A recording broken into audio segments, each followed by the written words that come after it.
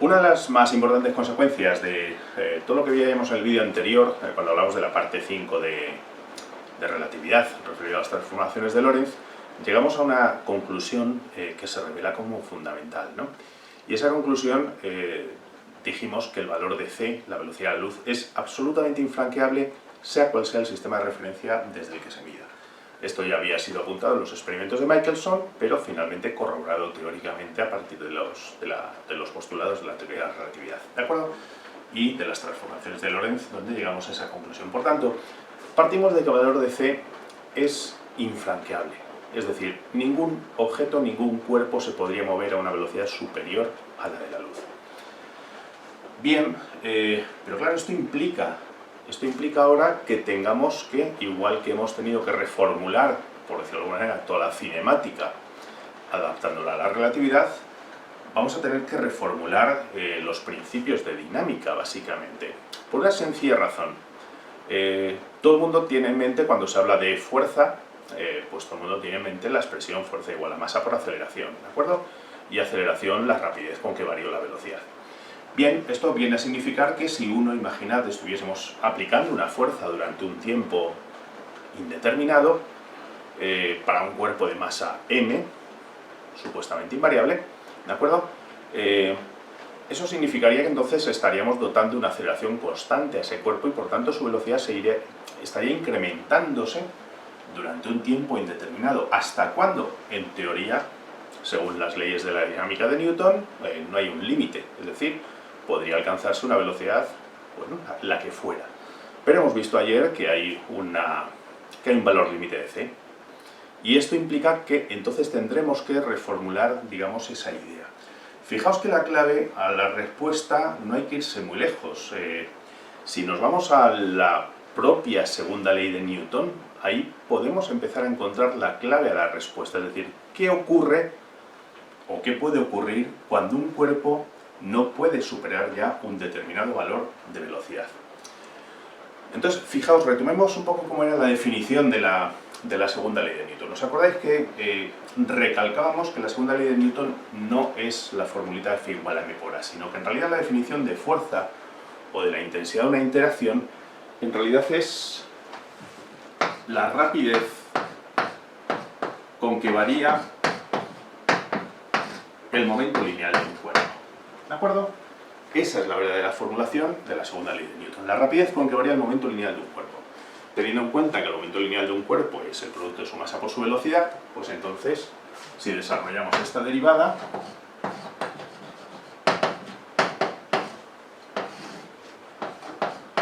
como la derivada de un producto, pues tenemos que esto sería igual pues, a m por la derivada de v respecto de t, más v por la derivada de m respecto de t. En general, hasta ahora, digamos, hacíamos caso omiso a este segundo término diciendo, bien, si la masa de un cuerpo permanece constante, entonces su derivada es 0 y por tanto este segundo término me desaparece y nos quedaríamos, por tanto, con este único primer término que nos lleva a la formulación famosa de f igual a m por a. Pero fijaos que esta formulación es un caso restrictivo solamente a cuando la masa permanece constante. Claro, si nos atenemos a esta formulación, decimos, vale, yo puedo entonces durante un tiempo indeterminado producir una aceleración constante y por tanto la velocidad alcanza un valor indeterminado. Amigos, pero es que ayer vimos que la velocidad tiene un valor límite, que es c, y por tanto de c no se puede pasar. Con lo cual, si uno atiende a esta expresión que tenemos aquí completa y decimos, bien, llega un momento en que ya no podemos acelerar o ya no podemos incrementar la velocidad de este cuerpo por encima de c. Y si no se puede incrementar la velocidad de ese cuerpo por encima de c, evidentemente lo que empieza a entrar en juego es este otro factor. Es decir, ¿qué es en realidad lo que sucede cuando empezamos a aproximarnos a velocidades relativas similares a la de la luz o próximas a la de la luz? Pues lo que sucede se encierra justamente en este término que tenemos ahí. Es decir, la inercia del cuerpo para imposibilitar que su velocidad siga aumentando, lo que tiene que aumentar es su masa, su inercia. ¿De acuerdo? De modo que si el valor límite de la velocidad que se puede alcanzar es c, significa que a esa velocidad c, la masa o la inercia tiene que tener finalmente un valor infinito. Es decir, de ahí ya no puede superarse. Por tanto, si no puede superarse, a esa velocidad tendría un cuerpo que tener una masa o un valor de inercia infinito. ¿De acuerdo? Por otro lado, si si la velocidad c es pequeña en comparación con c, pues tendríamos que llegar a esta formulación clásica. Pero fijaos que en la propia formulación de la definición de fuerza de la ley de Newton, ya está encerrada la clave de lo que va a pasar, de lo que va a ocurrir cuando los cuerpos se aproximen a velocidades cercanas a la luz. Es decir, necesariamente su masa se tiene que incrementar.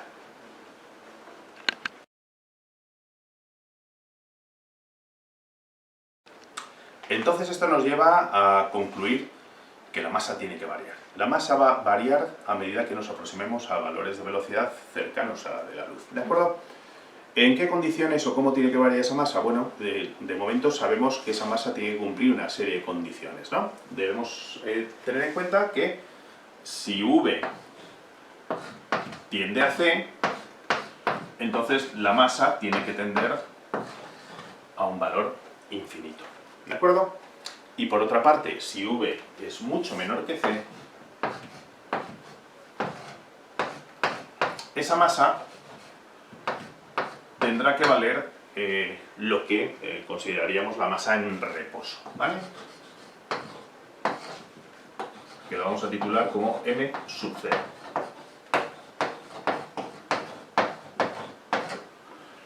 Es decir, de momento sabemos que esos son los dos condicionantes que tiene que cumplir la masa.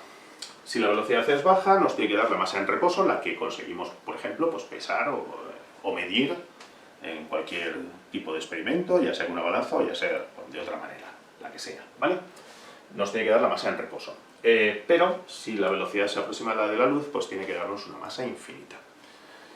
Bien, no vamos a desarrollar aquí el cómo llegar a deducir la expresión de esa masa que cumple esas condiciones, no compete al caso, ¿de acuerdo? Vamos a ir un poquito al grano. Y vamos a formular una expresión que vais a entender que efectivamente cumple estos dos condicionantes que hemos hablado. Entonces, la masa relativista, lo vamos a llamar a partir de ahora m a secas, ¿de acuerdo? O si le queréis poner el subíndice, pues vamos a entender como m sub 0, es decir, la masa en reposo, dividido entre la raíz cuadrada de 1 menos v cuadrado partido de c cuadrado. Bien, fijaos que este término ya nos ha aparecido muchas veces, ¿de acuerdo? ¿Qué significa eso? Significa sencillamente que, dado que 1 partido de la raíz cuadrada de 1 menos v cuadrado partido de c cuadrado es justamente el factor gamma que ya hemos visto en numerosas ocasiones, esto significa que entenderemos que la masa relativista, si queréis poner el subíndice R, sería el factor gamma por la masa en reposo. ¿De acuerdo? Es decir, esta sería, por tanto, la expresión que nos daría cómo varía la masa de una partícula. Fijaos, lo que nos está indicando en este caso es que la masa es una función de la velocidad. Por tanto, es decir, este parámetro de masa, estamos hablando de que es función de v. ¿De acuerdo? Cuidado, no confundáis eso con momento lineal, ¿no? Estamos hablando de masa como función de la velocidad. Es decir, la masa se incrementa en función de la velocidad. Y fijaos que esta expresión que tenemos aquí cumple justamente estos dos requisitos que hemos expuesto, ¿de acuerdo? Si v es igual a c, pues c cuadrado entre c cuadrado es 1, 1 menos 1, 0, indeterminación, la masa es infinita. ¿De acuerdo? Por tanto, cumple ese parámetro. Que v es mucho menor que c, obviamente este término, si v es mucho menor que c, este término tiende a 0, y si este término tiende a 0, tendríamos que la masa relativista sería la masa en reposo dividido entre 1. Por tanto, veis que esta expresión de masa relativista nos da una buena idea de efectivamente lo que ocurre con la masa, es decir, cumple estos dos condicionantes que hemos impuesto, ¿de acuerdo? Por tanto, hablaremos siempre de masa relativista como el factor gamma por la masa en reposo. Por tanto, si la masa es función de la velocidad, entonces fijaos que los parámetros que estén asociados a la masa pues se van a ver modificados también en función de la velocidad. Y dentro de esos parámetros, pues el primero de ellos es el propio momento lineal. Recordad que el momento lineal se definía con el producto de la masa por la velocidad, pero claro, si la masa es función de la velocidad, entonces el momento lineal también lo es. ¿De acuerdo? Y también recordad que la propia masa pues aparece en términos como pues la energía cinética o incluso la energía total, ya veremos, hablaremos ahora de ello, la energía total, por ejemplo, de un cuerpo. ¿De acuerdo? Por tanto, si la propia masa está afectada, también lo van a estar estos parámetros de momento lineal o de energía, y es lo que vamos a ver a continuación.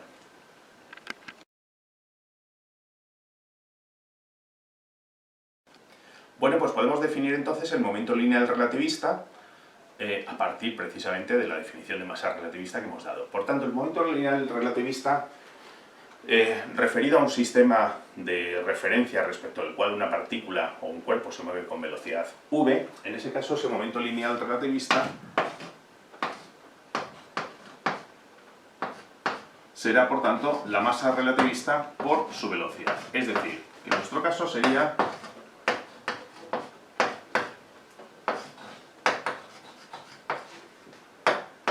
¿vale? Obviamente estamos hablando de magnitudes que son vectoriales, pero por simplicidad vamos a recurrir a lo que decíamos ayer cuando hablamos de transformaciones de Lorentz. Bueno, pues solemos recurrir a considerar, por ejemplo, el movimiento en una dimensión, ¿no? Un rayo de luz, un cuerpo, un protón, un electrón, lo que sea, se mueve en una dirección, ¿de acuerdo?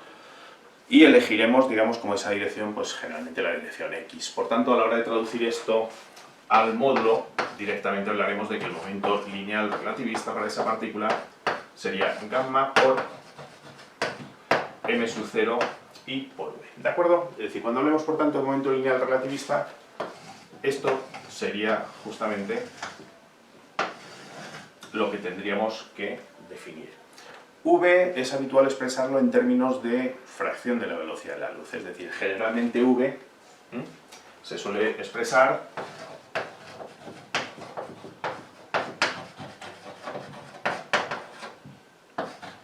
como, por ejemplo, una determinada cantidad de veces el valor de la velocidad de la luz. Por ejemplo, pues una partícula se mueve a 0,8 veces el valor de la velocidad de la luz, a 0,8c, o a 0,9c, o a 0,85c, ¿de acuerdo?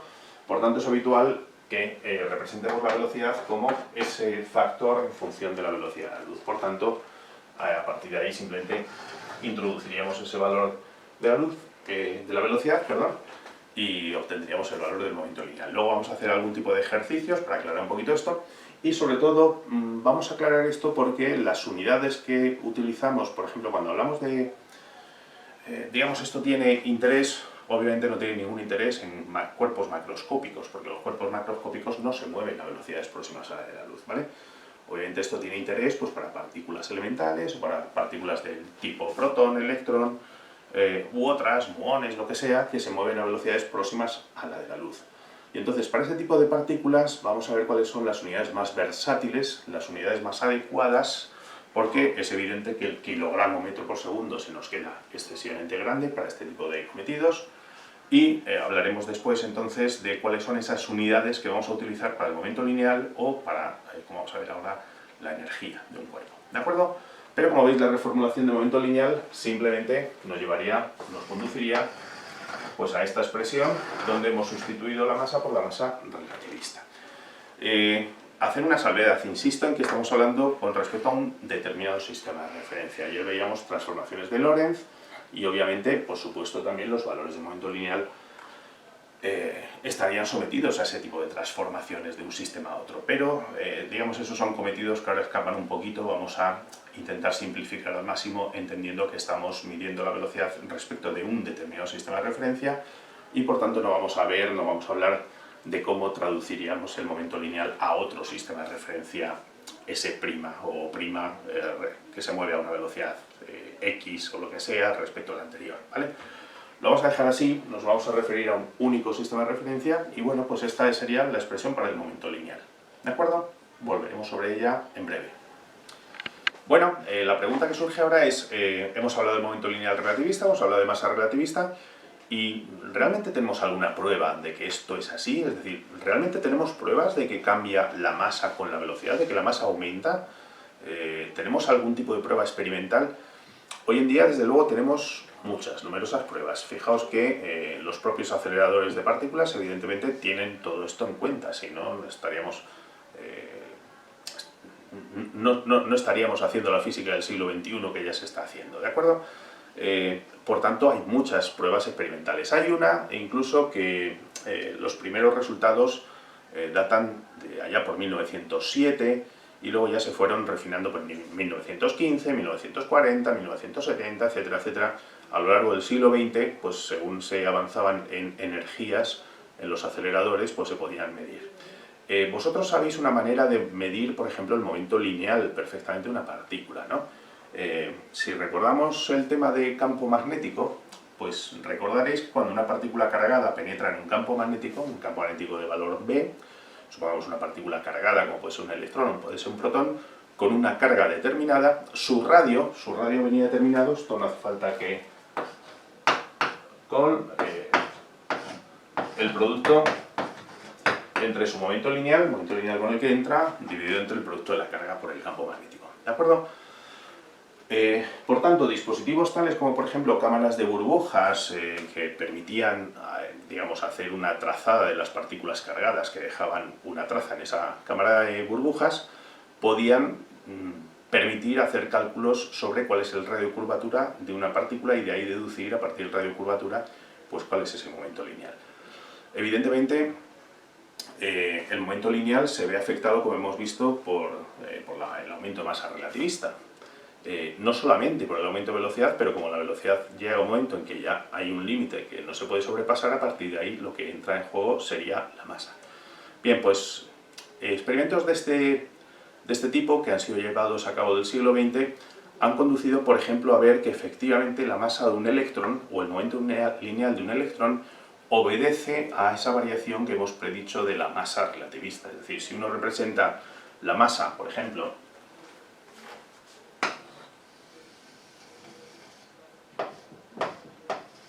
frente a la velocidad, ¿de acuerdo? Representamos aquí la velocidad y aquí la masa de una partícula. Digamos, vamos a imaginar que esto sería 0,1. Bueno, si lo representamos en términos de fracciones de c, por ejemplo, 0,1, 0,2, 0,3, 0,4, 0,5 veces c, 0,6, 0,7, 0,8, 0,9 y finalmente c. ¿De acuerdo? Ahí tendríamos c. Por tanto, aquí tendríamos una asíntota y nuestra gráfica para la masa. Imaginad un cuerpo que tiene una masa m sub 0 determinado. ¿Vale? En teoría, según la mecánica clásica, bueno, pues nosotros podríamos estar, digamos, acelerando esa partícula supuestamente sin que su masa variara y por tanto podríamos superar tranquilamente el valor de c. ¿De acuerdo? Sin embargo, cuando uno representa la masa relativista con la expresión que hemos dado, pues obtendríamos un trazado de este estilo. Es decir, habría unos valores en los que la masa en reposo y la masa relativista son muy similares, pero a medida que nos acercamos a la velocidad de la luz, esos valores se incrementan notablemente, como veis, y digamos, ese sería más o menos el perfil que cabría esperar, teóricamente para el comportamiento de la masa, por ejemplo, pues de un electrón o de un protón o de cualquier cuerpo que pudiera aproximarse a la velocidad de la luz. Vamos a ver resultados que son experimentales referidos a la masa del electrón. Bueno, pues aquí tenemos justamente lo que os estaba comentando antes. Estos son valores experimentales referidos a la velocidad, a la masa del electrón, ¿no? Aquí fijaos que lo que se representa gráficamente es la velocidad del electrón en términos de fracción de c, ¿de acuerdo? Es decir, 0,2c, 0,4c, 0,6c, 0,8c, y por supuesto esto que representa el valor límite, que sería c. Bien, y aquí lo que se representa es el momento lineal de ese electrón en unidades móviles del sistema internacional. Partiríamos, por tanto, para un momento lineal, si la velocidad es 0 veces c, obviamente en ese caso el momento lineal es 0, ¿de acuerdo? Si la velocidad, por ejemplo, fuese un metro por segundo, entonces el momento lineal del electrón valdría 9,1 por 10 a la menos 31 kilogramos metro partido segundo. ¿De acuerdo? Bien, a partir de ahí, digamos, esta línea roja nos daría cuál sería la predicción newtoniana de ese momento lineal. Ese momento lineal variaría linealmente con la velocidad, ¿de acuerdo? Por tanto, según la predicción clásica, pues tendríamos una recta, en ese caso, pero fijaos cómo los valores experimentales, que se representarían estos puntos rojos que tenemos ahí, nos demuestran efectivamente cómo el momento lineal, a medida que la velocidad del electrón se incrementa, aumenta según la gráfica que hemos visto antes, ¿de acuerdo? Es decir, a partir de ahí aumenta, lo cual nos está indicando que justamente todo este tramo lo que está aumentando es la masa de ese electrón. Podríamos, por tanto, llegar a concluir cuál es la masa del electrón en determinados valores de velocidad. Es decir, veis que se incrementa justamente muy de acuerdo, porque esa línea azul que tenéis ahí a trazos es lo que correspondería, digamos, al cálculo teórico de ese incremento del momento lineal relativista, ¿no? Por tanto, veis que efectivamente se cumple y se puede medir para esas partículas cuál es, digamos, el momento lineal relativista que tiene.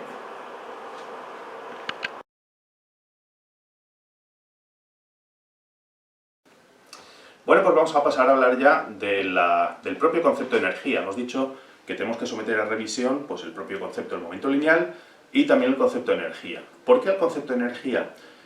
Fijaos que todos recordáis, ya sabéis, hemos hablado de ello en física nuclear, ¿de acuerdo? Sabéis que hay una fórmula asociada siempre a Einstein, que aparece en todos los pósters en los que sale Einstein, que es la famosa expresión E igual a m por c al cuadrado, ¿vale? Que nos viene a decir básicamente pues, que la masa es una manifestación más de energía, ¿no? Entonces, esa fórmula, si la llevamos, por ejemplo, al caso de un cuerpo que esté en reposo con masa m sub 0, ¿de acuerdo? Podemos entonces asumir que cualquier cuerpo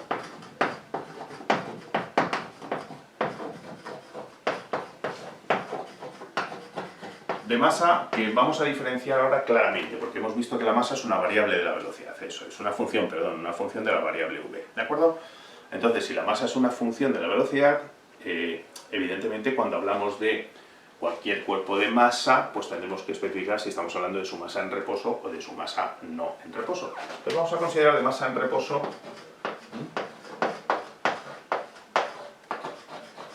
m sub 0, ¿de acuerdo? Digamos, tiene ya asociada la energía en reposo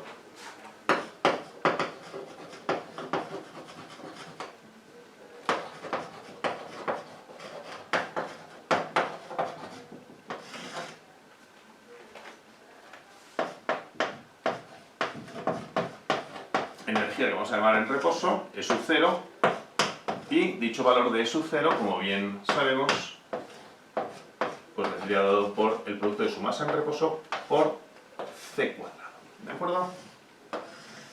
Bien, esto, importante, es lo que vamos a denominar a partir de ahora energía en reposo, ¿de acuerdo?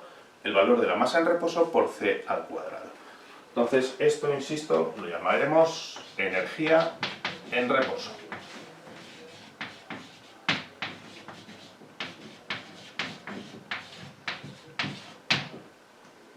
Por ejemplo, ¿cuál sería la energía en reposo de un electrón? ¿De acuerdo? Entonces, la energía en reposo para un electrón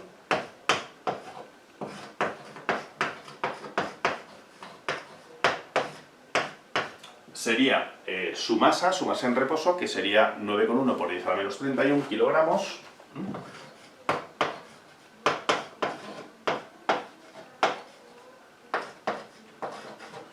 Y por 3 por 10 a la 8 al cuadrado, ¿de acuerdo? Y como estamos utilizando unidades del sistema internacional, obviamente esta energía que obtendríamos vendría expresada en julios. Bien, si vosotros hacéis este cálculo, ¿de acuerdo?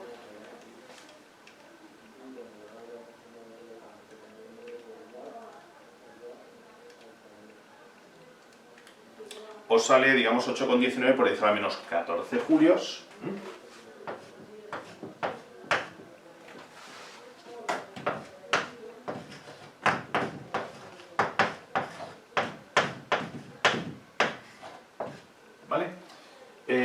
valor, como veis, el Julio, que como decíamos igual antes pasaba lo mismo con las unidades del momento lineal, es un valor extraordinariamente grande pues, para partículas elementales, ¿de acuerdo? Por tanto, el Julio no es la unidad, esto ya lo sabéis también perfectamente, sino que la unidad que nosotros utilizamos cuando hablamos de partículas pequeñas suelen ser los múltiplos del electronvoltio. Si recordamos que un megaelectronvoltio, por ejemplo, equivale a 1,6 por 10 a la menos 13 julios, esto lo podemos transformar entonces a megaelectronvoltios dividiendo, en este caso, por 1,6 por 10 a la menos 13 y obtendríamos que la energía en reposo de un electrón sería 0,51 megaelectronvoltios. Digamos, esta, como veis, es la unidad más versátil, la unidad mejor adaptada cuando hablamos, por ejemplo, de la energía en reposo, de un electrón.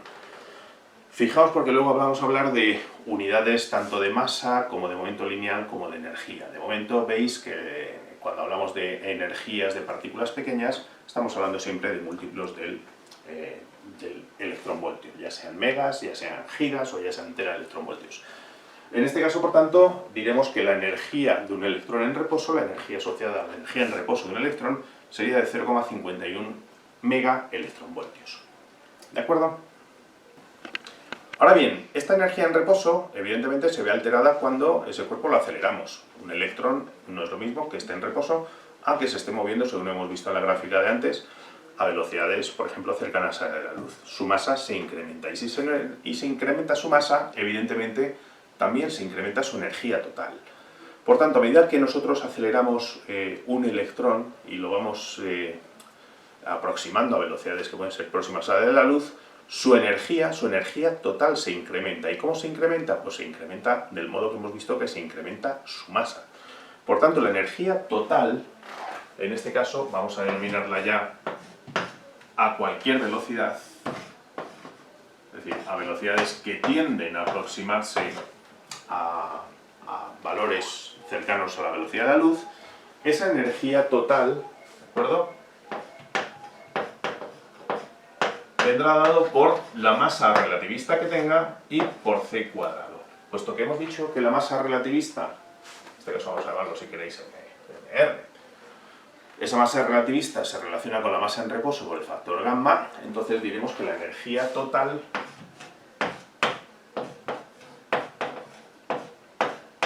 será gamma veces m sub 0 por c cuadrado. ¿De acuerdo? Bien. Esto sería, por tanto, la energía total, en este caso, correspondiente a un cuerpo ya con velocidades relativistas. ¿De acuerdo? Como ejemplo, vamos a ver digamos, de qué manera se incrementa la energía total de un electrón cuando se mueve, por ejemplo, a una velocidad de 0,9 veces la velocidad de luz, 0,9c. Hemos visto antes que la energía en reposo de ese electrón, ¿de acuerdo?, la hemos calculado, era 0, vamos a coger 51 megaelectronvoltios. Bien, fijaos que esta expresión que tenemos aquí encuadrada, justamente el término m sub 0 c cuadrado es la energía en reposo. Por tanto, la energía total, si os dais cuenta, no es más que multiplicar gamma por la energía en reposo. De modo que lo que tenemos que hacer es calcular cuánto vale este factor gamma correspondiente a esta velocidad 0,9c. Decíamos otro día la importancia de trabajar con velocidades y expresarlas en términos de c. ¿Por qué? Precisamente para calcular el factor gamma, dado que al hacer el factor gamma tenemos que dividir 1 entre la raíz cuadrada de 1 menos v cuadrado partido c cuadrado, si v lo expresamos en términos de c cuadrado se nos va a ir y por tanto nos va a quedar una expresión muy sencilla de resolver, ¿no? Es decir, que en nuestro caso particular, ese valor gamma pues sería en este caso 1 partido la raíz cuadrada de 1 menos 0,9c cuadrado, todo ello dividido entre c cuadrado. C cuadrado se nos va y el cuadrado de 0,9 es 0,81. Por tanto, esto nos quedaría así. De modo que el factor gamma, si lo calculáis,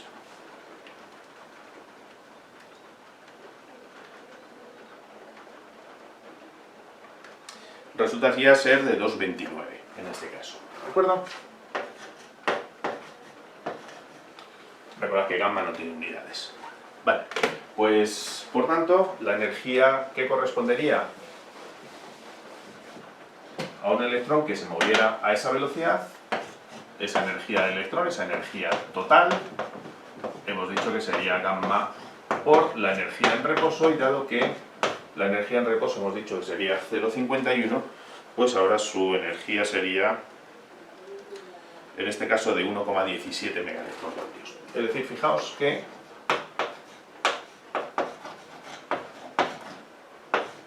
la energía total del electrón se ha incrementado notablemente por el hecho de moverse a una velocidad próxima a la de la luz. Bueno, ya tenemos por tanto definidas la energía en reposo de cualquier cuerpo que tenga una masa en reposo m sub 0, la energía total relativista en función de cómo se incrementa esa masa, y la pregunta ahora es, bien, cuando nosotros realizamos un trabajo para acelerar una partícula, un electrón o lo que fuera, ese trabajo que nosotros realizamos equivale a la variación de energía cinética, ¿de acuerdo? Por tanto, ¿cuánto valdrá la energía cinética de ese electrón que nosotros hemos acelerado hasta que alcance esa energía total? Pues evidentemente esa energía cinética, daos cuenta que sería la diferencia justamente entre la energía total que hemos definido antes menos lo que sería la energía en reposo de ese electrón o de esa partícula, ¿de acuerdo? Entonces, dado que la energía total es gamma por m sub 0 por c cuadrado y la energía en reposo es justamente m sub 0 por c cuadrado, esto nos conduce a que la energía cinética de esa partícula que nosotros hemos acelerado, ese electrón o lo que sea, puesto que esto es la energía en reposo y esto también, sería gamma menos 1 por m sub 0 por c cuadrado. O, si lo preferimos, la energía cinética vendría a ser gamma menos 1 por la energía en reposo. Es decir, que una vez que conocemos el coeficiente gamma, también podemos calcular, como veis, de un modo muy sencillo, cuál es la energía cinética de esa partícula. Volvemos al caso anterior de ese electrón que hemos acelerado hasta una velocidad de 0,9 c, ¿de acuerdo? Hemos visto que en el caso del electrón su energía en reposo era 0,51 megaelectronvoltios y hemos calculado que si la velocidad es 0,9 veces la velocidad de la luz, el factor gamma valía 2,29 y por tanto en ese caso la energía cinética de ese electrón al que hemos acelerado hasta esa velocidad valdría por tanto 2,29 menos 1 y por 0,51 todo esto expresado en megaelectronvoltios, ¿de acuerdo? Por tanto sería 1,29 por 0,51 que nos daría 0,66 aproximadamente.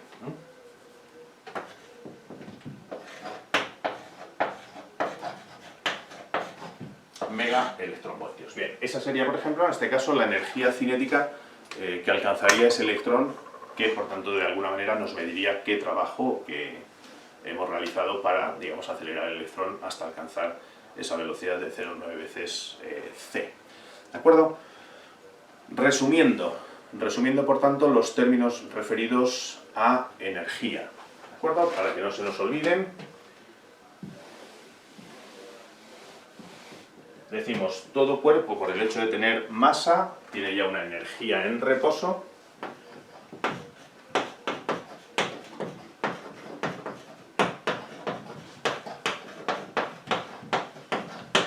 Que denominamos E sub 0 y definimos como el producto de su masa en reposo por c al cuadrado. ¿De acuerdo?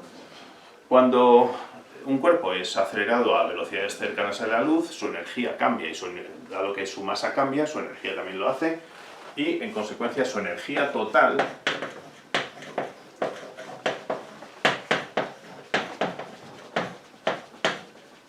en ese caso la definimos como E igual a gamma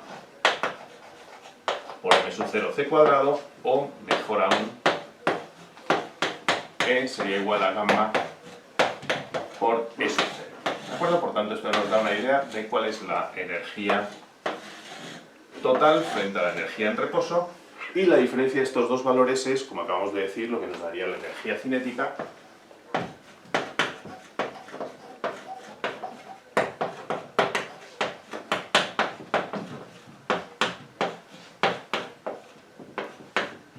que sería gamma menos 1 por m sub 0 c cuadrado, o lo que es lo mismo, gamma menos 1 por la energía en reposo. Es decir, a efectos de cualquier problema después que hagamos, conocida la velocidad a la que se mueve la partícula, conocemos el valor de gamma, y si conocemos el valor de gamma, pues ya tenemos esas tres cantidades, tanto la energía en reposo, que no hace falta conocer el valor de gamma, como la energía total y la energía cinética. Bien, ahora alguno estará pensando, muy bien, si esa es la expresión de la energía cinética relativista, gamma menos 1 por la energía en reposo, ¿dónde quedó ese famoso valor de 1/2 de m sub 0 cuadrado? Bueno, y definido entonces como es la energía cinética relativista, como gamma menos 1 por la energía en reposo, o gamma menos 1 por m sub 0 y por c cuadrado, me imagino que os estaréis preguntando, bueno, esto tendremos que correlacionarlo de alguna manera con lo que sabemos o manejamos como expresión habitual de la energía cinética de un cuerpo, 1/2 de mv cuadrado. ¿Dónde quedó esa expresión 1/2 de mv cuadrado para la energía cinética? ¿Cómo se correlaciona? Que parece que no tiene mucho que ver con la anterior expresión. Bueno, vamos a ver que efectivamente sí tiene mucho que ver. ¿De acuerdo? Hemos dicho antes que la energía cinética es gamma menos 1 y por m sub 0 por c cuadrado. ¿De acuerdo? Bien, gamma lo podemos expresar de la siguiente manera. Daos cuenta que gamma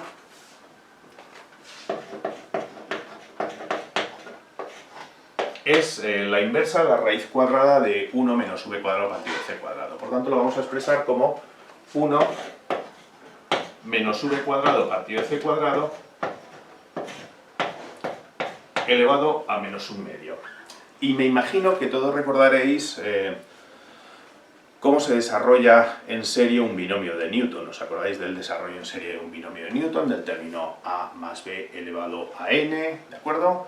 El primer término era a elevado a n, el segundo término era n partido de 1 factorial, o sea, n por a elevado a menos 1 y por b, el siguiente término, etcétera. ¿Cómo se desarrollaba? Si aplicamos esa expresión de desarrollo en serie de un binomio de Newton a esta identidad que tenemos aquí,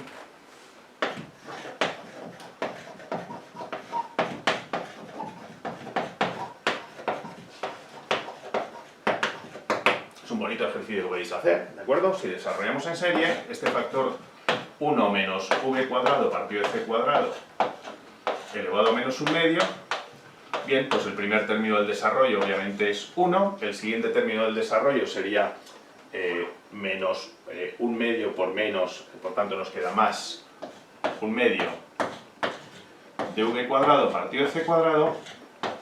Bien, y el siguiente término ya, a partir de ahí, pasaríamos a un término de orden superior. Nos vamos a quedar solamente con estos dos primeros términos. ¿Por qué? Porque ahora lo que queremos hacer es correlacionar en el caso en que v sea mucho menor que c. Obviamente, si v es mucho menor que c, todos los términos de desarrollo de orden superior, en los que aparezca pues v a la cuarta entre c a la cuarta, evidentemente van a tender a 0. Por tanto, todos estos términos los vamos a despreciar en el caso en que la velocidad tienda a ser mucho menor que c, porque lo que queremos hacer es justamente correlacionar con la expresión clásica que tenemos de energía cinética, ¿de acuerdo? Por tanto, nos quedamos con estos dos términos. Esto significa, en consecuencia, que el término gamma menos 1, puesto que lo que hemos desarrollado justamente aquí es gamma, ¿de acuerdo? Entonces, gamma menos 1 sería directamente 1/2 de v cuadrado partido de c cuadrado, ¿de acuerdo? Y por tanto, si nos vamos a la expresión que tendríamos en ese caso para la energía cinética, pues tendríamos entonces 1/2 de v cuadrado partido de c cuadrado y por m sub 0 I por c al cuadrado. Evidentemente esto nos conduce a esa expresión clásica que conocemos de 1/2 de m sub 0 por v al cuadrado, entendiendo en ese caso m sub 0 como la masa en reposo. Es decir, como no podía ser de otra manera, veis que efectivamente la expresión relativista de energía cinética nos tiene que conducir inexorablemente a la expresión clásica de energía cinética cuando la velocidad es mucho menor que c. Pero recordad, porque esto es importante, igual que decíamos ayer, las transformaciones de Galileo, ¿cuál es su ámbito de validez? Su ámbito de validez es simplemente cuando las velocidades son pequeñas. Cuando las velocidades son grandes, nos aproximamos a velocidades próximas a la de la luz, tenemos que usar las transformaciones de Lorentz, ya no nos valen las de Galileo. Bueno, pues aquí exactamente igual, es decir, el ámbito de validez de esta expresión de energía cinética pues es el ámbito cotidiano, o sea, velocidades pequeñas, ¿de acuerdo?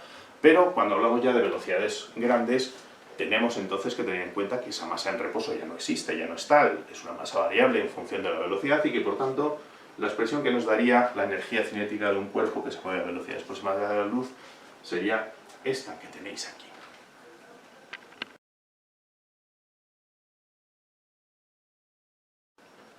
Bueno, y por terminar con esta parte, digamos, de dinámica energía relativistas, vamos a hablar, esto es muy importante, de cuáles son las unidades más versátiles, cuáles son las unidades más adecuadas para utilizar, por ejemplo, cuando, como decimos, los únicos cuerpos que básicamente se mueven a velocidades próximas a la luz, pues podrían ser electrones, o podrían ser protones, en los aceleradores, o podrían ser muones, o podrían ser otro tipo de partículas elementales. En general, partículas cuyas masas en reposo son muy pequeñas y que por tanto las unidades del sistema internacional se nos quedan extraordinariamente grandes, ¿de acuerdo? Por tanto, compete hablar ahora de cuáles son las unidades más útiles, las que más vamos a utilizar, empezando incluso por redefinir una unidad de masa. Es decir, fijaos que la masa, cuando hablamos incluso de la masa en reposo de un cuerpo, la podemos definir, si tenemos en cuenta, vamos a partir del hecho de que las unidades de energía,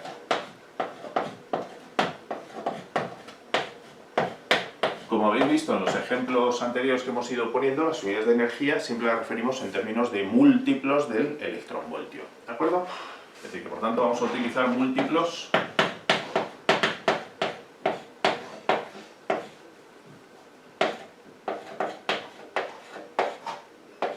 por tanto hablaremos de, en general, megaelectronvoltios, gigaelectronvoltios o teraelectronvoltios, ¿de acuerdo? En principio, digamos, en ese ámbito estaría todo lo que podemos. Por ejemplo, pues el LHC del CERN alcanza energías del orden de los 13 teraelectronvoltios o incluso más, ¿de acuerdo?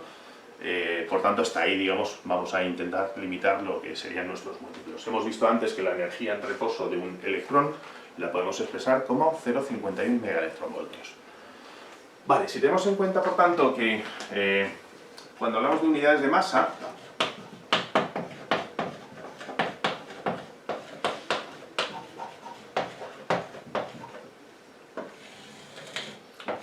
partimos de esa identidad mediante la que hemos hablado de la energía en reposo, ¿de acuerdo? Hemos dicho la energía en reposo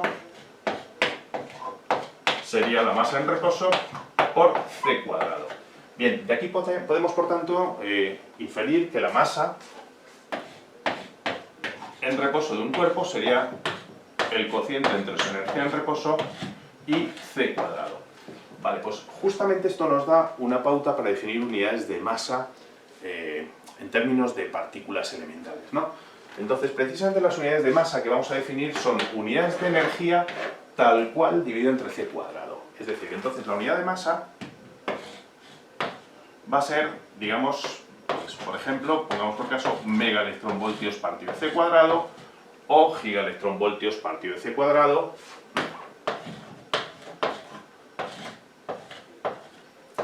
etcétera.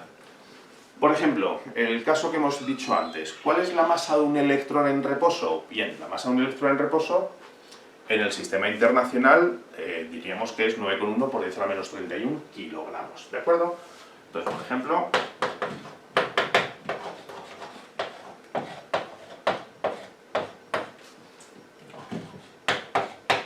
esto es lo que todos conocemos y sabemos y seguramente ya recordamos como masa de electrón en reposo. Ahora bien, si nosotros nos referimos a este tipo de unidades de energía, hemos visto antes que la energía en reposo de un electrón sería 0,51 megaelectronvoltios. Por eso decimos entonces que la masa en reposo de un electrón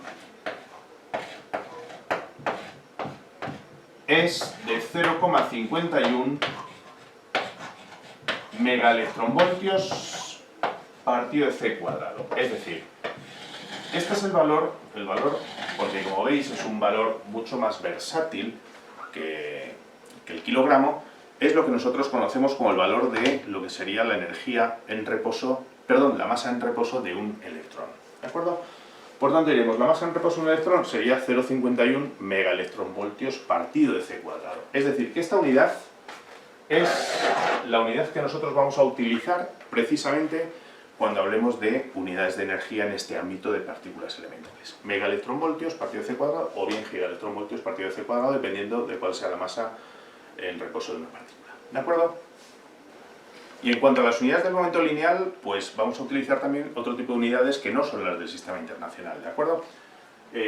Precisamente si partimos de este hecho y decimos que el momento lineal, como hemos visto antes, lo podemos expresar como gamma por m sub 0 y por v, ¿de acuerdo? Bien, si nosotros expresamos v en términos de c, vamos a considerar, por ejemplo, v, pues x veces c, ¿de acuerdo? Donde x pues, puede ser 0,8 veces c, 0,9 veces c, lo que sea. Bien, en ese caso entonces el momento lineal, fijaos, que sería gamma por m sub 0 y por v, que sería x veces c. Esto que os estoy desarrollando de cara luego a resolver problemas es muy interesante porque vais a ver que nos simplifica mucho los cálculos, ¿no? Fijaos que ahora ya podemos hacer aquí una especie de estrategia de decir, bien, esto no cambia si yo multiplico todo esto por c y lo divido por c, ¿de acuerdo? Entonces, si nosotros multiplicamos todo esto por c partido de c, finalmente lo que tendríamos sería gamma por m sub 0 por c cuadrado y por x veces el valor de la velocidad de la luz partido de c. ¿De acuerdo? Bueno, esto es justamente lo que hemos llamado energía en reposo. ¿De acuerdo? De modo que entonces el momento lineal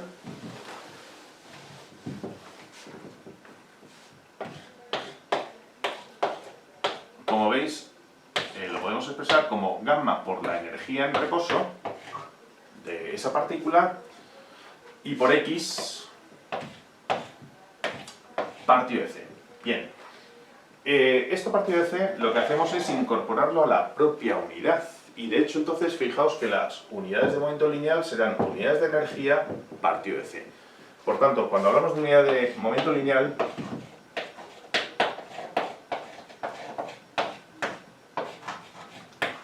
por ejemplo, pues hablaremos de megaelectronvoltios partido de c, ¿de acuerdo? O bien gigaelectronvoltios partido de c. ¿Vale? Vamos a poner un caso particular. Vamos a hacer como ejemplo, utilizando esto, por tanto, fijaos que en el propio cálculo ya no interviene c. Es decir, si nosotros queremos expresar el momento lineal en megaelectronvoltios partido de c, directamente multiplicaríamos gamma por la energía en reposo y por x veces la velocidad de la luz que nos hayan dado como dato del problema. ¿De acuerdo? Vamos a ver un ejemplo concreto. Bueno, pues por seguir más o menos con ese ejemplo que hemos hablado antes del electrón, cuya energía en reposo ya sabemos. Entonces, vamos a calcular el momento lineal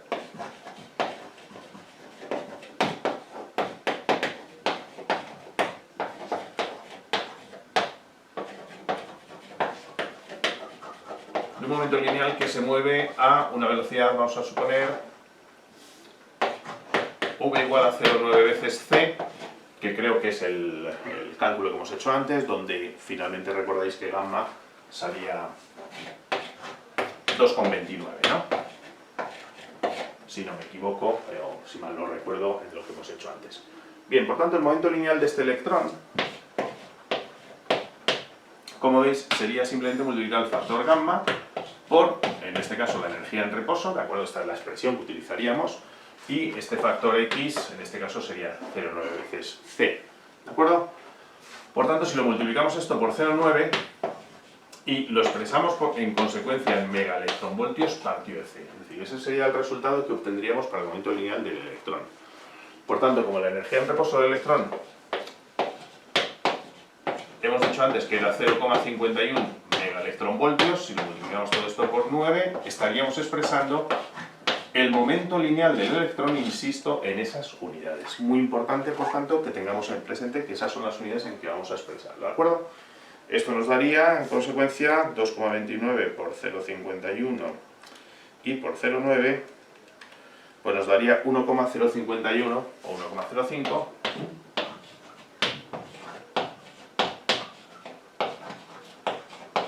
megaelectronvoltios partido de C. ¿De acuerdo?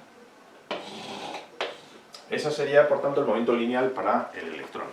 Bien, fijaos que os puedo dejar, si queréis, como entretenimiento o como ejercicio, el que tratéis de graficar eso que habíamos visto antes de cómo variaba el momento lineal del electrón en función de la velocidad de la luz, ¿no? Podéis coger, por ejemplo, los 10 valores típicos, 0,1C, 0,2C, 0,3C, 0,4C, 0,5C y así hasta 0,9C, ¿de acuerdo? Y ver, después graficar esos valores de momento lineal que os sale, por ejemplo, en megaelectronvoltios partido de C. Y ya veréis que efectivamente obtenemos una gráfica del estilo de la que os he enseñado antes, que era una gráfica experimental.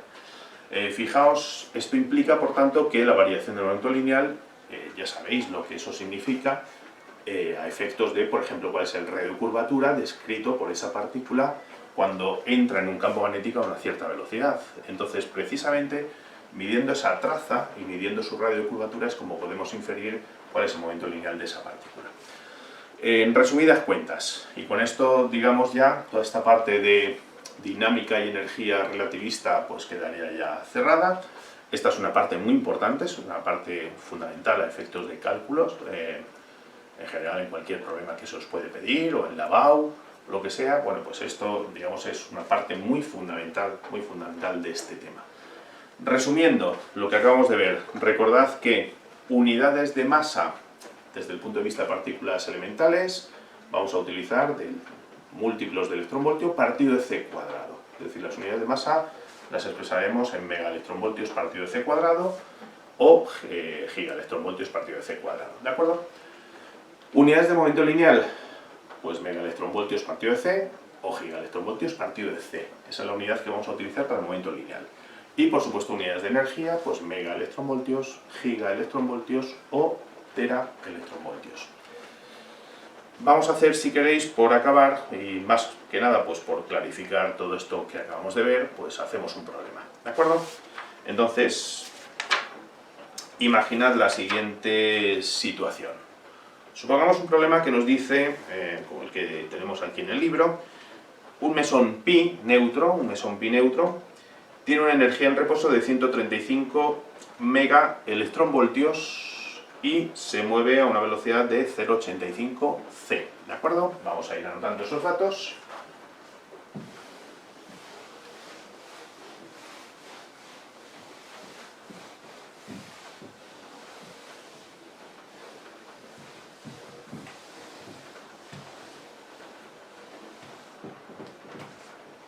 Bien, nos hablan de una partícula, un pión neutro, ¿de acuerdo?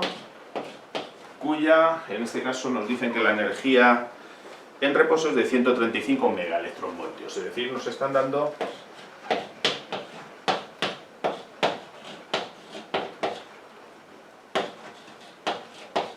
este valor para la energía en reposo de ese electrón. De ese pión neutro, ¿de acuerdo?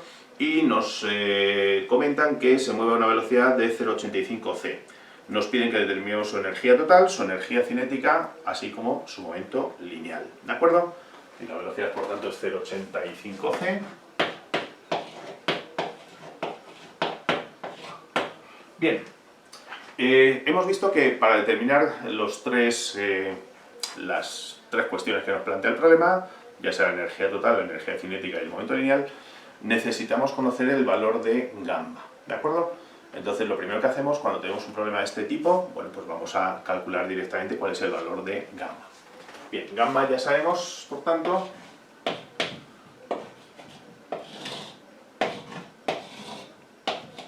1 menos v cuadrado partido de c cuadrado.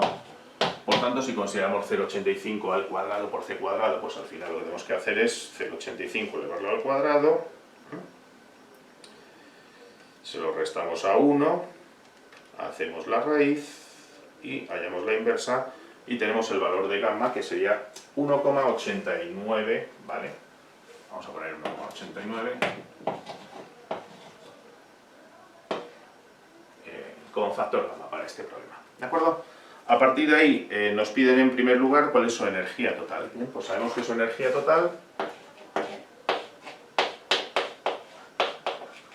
es simplemente multiplicar este factor gamma por su energía en reposo, ¿de acuerdo? Y por tanto el factor gamma por su energía en reposo, en este caso, pues nos daría un 89 por 135, obtendríamos 256, aproximadamente con 3 o con 2, bueno.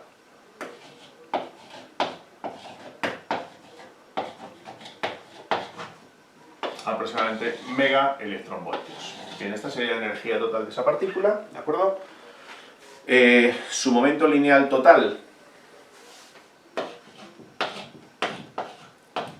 Fijaos que hemos visto antes, volvemos a desarrollarlo, ¿no? Esto sería bueno hacerlo en un problema. Sería gamma por m sub 0 y por v, ¿de acuerdo? Entonces, como v en este caso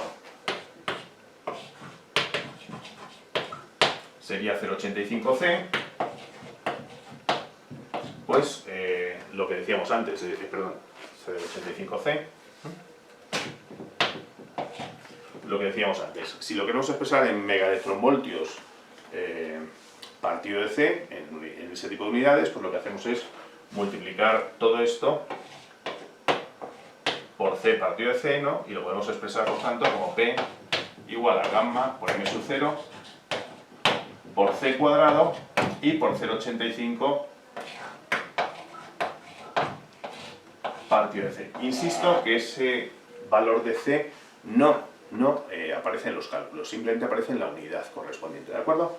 Por tanto, como esto es justamente la energía en reposo y, de paso, esto es ya que hemos calculado la energía total, pues gamma por m sub 0 por c cuadrado, que es justamente esta energía total, pues para hacer el cálculo, como veis del momento lineal, me bastaría multiplicar 256,3 megaelectronvoltios por 0,85, ¿de acuerdo? Esto nos daría 217,8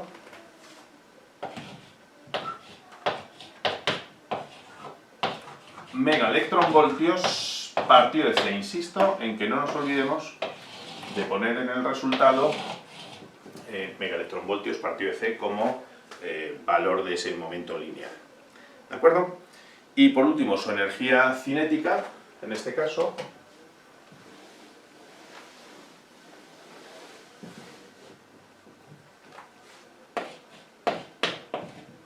bueno, pues ya que teníamos la energía total y la energía en reposo, pues podemos utilizar o bien gamma menos 1 por la energía en reposo, o, digamos, la operación es igual de sencilla, ¿no? Y lo podemos resolver directamente, o bien como gamma menos 1 por la energía en reposo, dado que tenemos el factor gamma, o bien incluso, como ya sabemos que la energía cinética sería la diferencia entre la energía total menos la energía en reposo.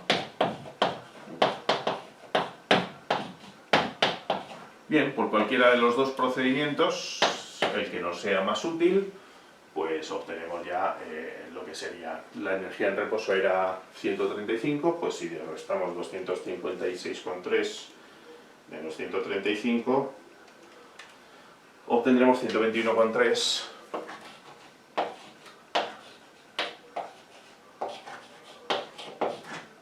megaelectronvoltios, ¿de acuerdo? Bien, pues eso sería finalmente, esto es un problema típico de cómo podemos calcular todos estos parámetros de los que hemos hablado desde el punto de vista relativista. Cualquier problema siempre se va a asemejar mucho a esto que acabamos de resolver, ¿de acuerdo? En consecuencia, bueno, pues ya estamos en disposición de poder trabajar cualquier tipo de problema de relatividad de los que pueden aparecer en el libro o de los que os pueda enviar que hagáis, perdón, o de los que puedan aparecer, por ejemplo, en cualquier prueba de BAU. ¿De acuerdo? Pues entonces hasta aquí, digamos, la parte ya de teoría del capítulo de relatividad. Con esto ya quedaría todo absolutamente completo. Y con esto, completo, estamos hablando obviamente de nivel de segundo de bachillerato, ¿de acuerdo? Por tanto, digamos, hasta aquí sería toda esa parte de teoría.